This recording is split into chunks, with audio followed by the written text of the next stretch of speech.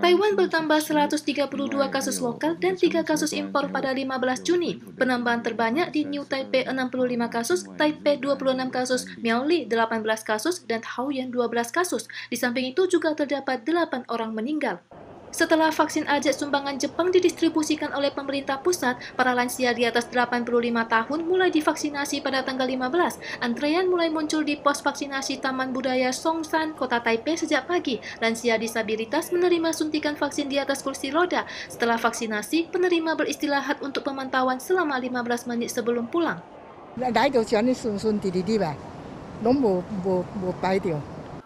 Lokasi pembelian vaksin di kota Taipei mencakup 28 rumah sakit, 135 klinik, dan 12 poliklinik. Sedangkan untuk lansia di luar kota Taipei perlu menunggu pengaturan situasi vaksin.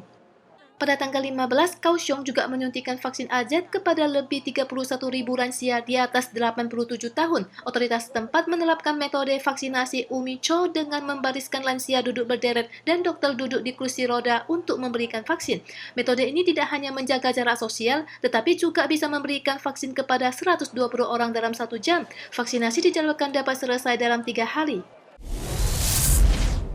Vaksin Medigen buatan Taiwan telah mengajukan permohonan izin darurat EUA pada tanggal 10 dan mencanangkan ketersediaan vaksin penggunaan domestik pada Juli. Perusahaan UBI juga akan melakukan langkah yang sama pada akhir bulan. Saat ini, vaksin buatan Taiwan sedang mengincar pasar luar negeri dan instansi kesehatan Filipina dilaporkan telah mengeluarkan surat resmi ke Taiwan yang menyatakan pengakuan terhadap EUA Taiwan sehingga vaksin bisa langsung disuntikan di Filipina tanpa uji klinis fase ketiga. 国产疫苗的部分，他们2家公司都有个别去找寻在国外合作试验的这个国家了哈。那其他的国家是不是有申请比照台湾的 EUA 的方式？这个我们会请食药署再做一个了解一下。 Namun pemerintah Filipina membantah tentang hal ini pada berita televisi Filipina ABS-CBN, tetapi masih dikabarkan bahwa setidaknya terdapat 5 negara termasuk Vietnam, Indonesia, Thailand, dan Malaysia yang melakukan pendekatan tentang vaksin buatan Taiwan akhir-akhir ini. Menurut pemahaman, alasan utama pengakuan terhadap EUA Taiwan karena kurangnya akses ke vaksin produsen internasional besar. Perusahaan Medigen juga mengonfirmasikan bahwa negara Asia Tenggara memang menunjukkan minat yang tinggi terhadap vaksin buatan Taiwan. Pembangkit listrik tenaga nuklir Taisan di Provinsi Guangdong, Tiongkok dilaporkan kebocoran radiasi. Menurut laporan CNN yang dikutip Associated Press, pemerintah AS melakukan penilaian atas kebocoran gas dari PLTN Taisan pekan lalu setelah perusahaan Prancis Flamatom yang memegang sebagian kepemilikan PLTN memperingatkan bahwa ada ancaman radiologi.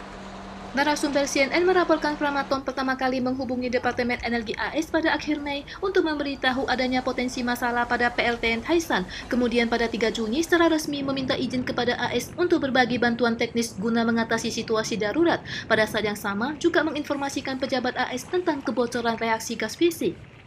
Menjawab laporan media asing, PLTN Taisan melalui situs resminya mengklaim bahwa indikator operasi dari 2 unit reaktor berada dalam parameter keamanan. Indikator lingkungan PLTN Taisan dan sekitarnya saat ini dalam keadaan normal. Namun, media CNN menunjukkan bahwa dokumen tersebut menunjukkan perusahaan Prancis meminta bantuan Departemen Energi AS karena pemerintah Tiongkok terus meningkatkan batas atas pembangkit listrik yang dapat melepaskan gas dengan aman tanpa mematikan reaktor. Atas hal ini, Departemen AS tidak memberikan tanggapan langsung.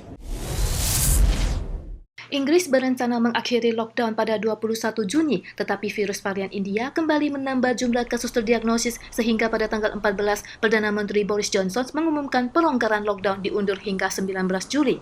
Hampir 2/3 warga Inggris telah menerima 1 dosis vaksin dan hampir setengah warga telah menerima 2 dosis. Pada 1 Juni juga mencatat rekor kematian 0 untuk pertama kalinya, tetapi jumlah kasus terdiagnosis masih terus bertambah. Jumlah rata-rata kasus terdiagnosis dalam seminggu terakhir lebih tinggi hampir 50% dari minggu sebelumnya, dan pada hari Minggu bertambah 7.490 kasus hanya dalam 1 hari, yang dimana 90% diantaranya terinfeksi virus varian Delta India.